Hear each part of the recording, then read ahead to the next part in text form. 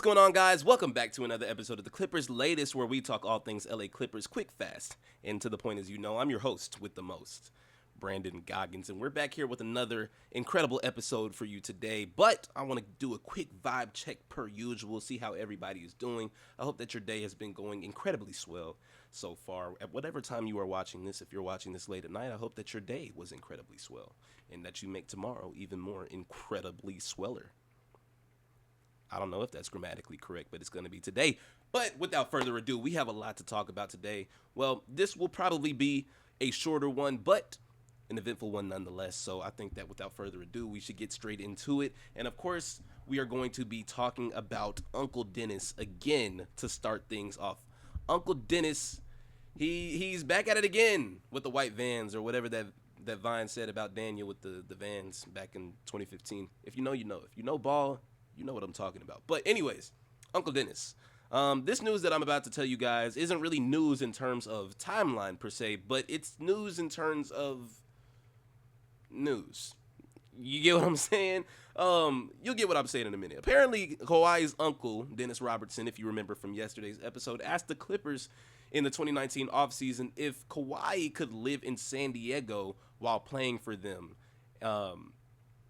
And if you remember, Kawhi went to San Diego State, so like it would make sense relatively that he would want to stay where he grew up. But the funniest part is that Uncle Dennis requested that Kawhi have to not commute to games by not a car, not by a bus, not even by a plane, but a private helicopter out of everything.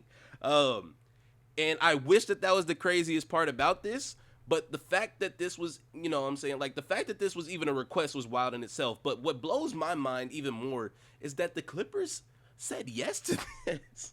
Like, who is he feeling like? Like, who is Uncle Dennis? I gotta meet him, bro, because he be pulling some strings. Like, this really shows how much pull that Uncle Dennis had in Kawhi's career. Like, this dude has been negotiating power moves for years, dog. Like what? Like, remember, he was at the center of those early Toronto and Lakers stories that I was talking about yesterday too. And now we find out that he was trying to get Kawhi straight up, a chopper commute, like he Bruce Wayne or something. Like, who is he feeling like, bro? I don't know.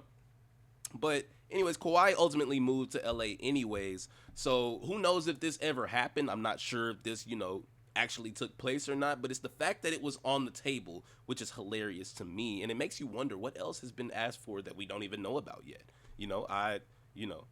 First we heard about these stories yesterday and these requests yesterday, and now we're hearing about this. And as long as he's not dragging Kawhi into any trouble, I personally hope that more Uncle Dennis stories keep on coming out, because this is pure comedy, this is pure entertainment, and I am I don't know. This might be controversial, but I'm a fan. I'm a fan of Uncle Dennis, and I hope to hear more about him soon. But like I said, nothing that would paint a negative light on Kawhi or any of the Clippers in this situation, because we have a lot going on as is.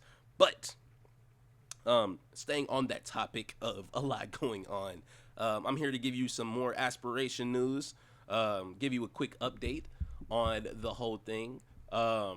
This is, an interesting one, but there have been reports that have recently came out that are saying that the league won't have a resolution for this aspiration investigation until the 2026 All-Star game.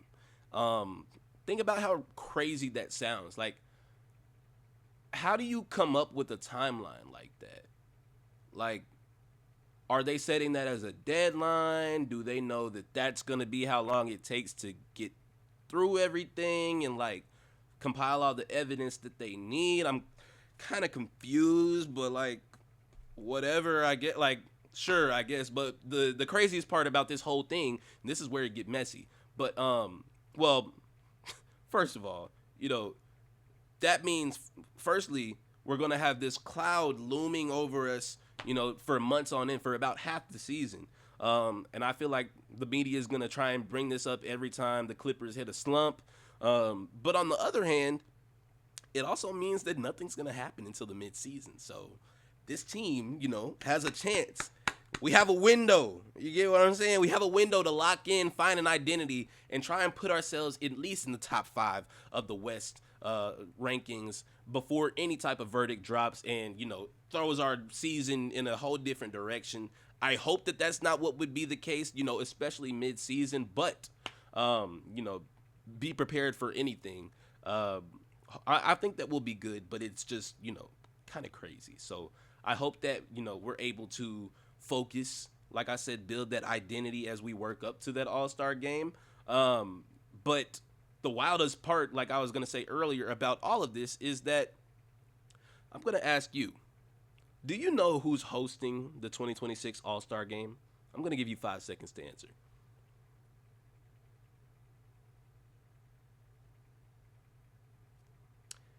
If you could guess, the LA Clippers are hosting the 2026 All-Star game this season.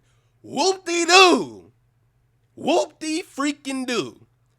Like, bro, what?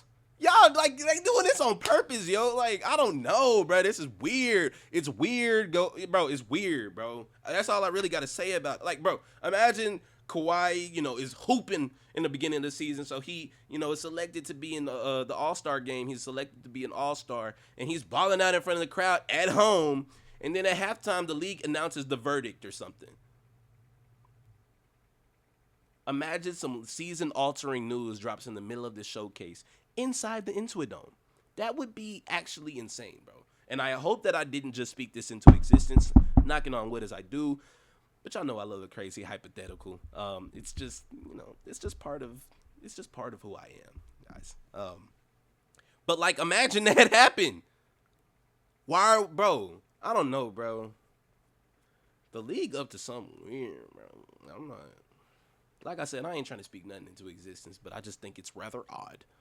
That's all I have to really say regarding that. We're going to switch gears here, and we're actually going to switch leagues in a way, but not too much. We're still staying within the Clippers family. Let's talk about the G League, because something slipped under the radar that, I don't know if a lot of people know about, but Elfrid Payton is returning. His returning player rights were traded from New Orleans G League affiliate to the Clippers G League affiliate in the San Diego Clippers. And this actually happened back in August, but it's just now starting to get mentioned through some smaller sources that are, prominent in the G League. But the big outlets haven't really touched it yet because, at the end of the day, it's G League news. But it's still interesting nonetheless, because here's what I think. I think that Elfrid still deserves a spot in the NBA. Call me crazy, but if depth ever becomes an issue for the Clippers, I feel like he'd be a perfect call-up as a second or third string point guard, bring up to the team. And let us not forget, y'all. Let us not forget that this is the same dude who was out of the league for 900 days. We're talking about almost 3 years, dog. And then he came back. First game. 14 points, 21 assists. 7 rebounds and 2 steals in a single game for the Pelicans last season. And we all kind of just let that performance slip away like it didn't happen. But not me though. I love stats, and I love anytime there's an interesting storyline that goes hand in hand with the stat. And that's a crazy storyline. And I'm just why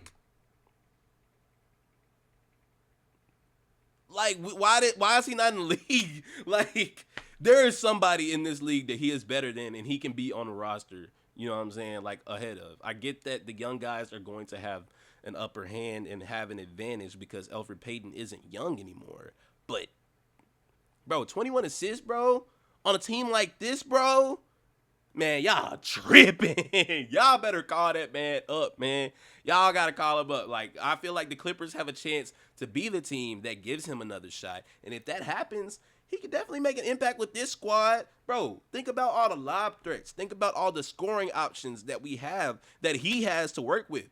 He is a seasoned NBA vet. Obviously, he hasn't played in a few years at the highest level, but being a seasoned vet, I don't think it would take him that long to overcome and adapt. And I feel like Peyton still got some game. And being right there in San Diego, I feel like makes him more accessible than ever to try and pull him up when the moment comes. But, you let me know your thoughts on that. Am I too much of an Elfrid believer? Am I wrong for thinking that? I don't know. But we're also going to switch gears just a little bit once again. But again, still staying in the Clippers family, of course, because we don't ever get too off track from the Clippers. But I just wanted to let you guys know, it's a community note, that the Clippers are bringing back their Grow Her Game clinic presented by CarMax.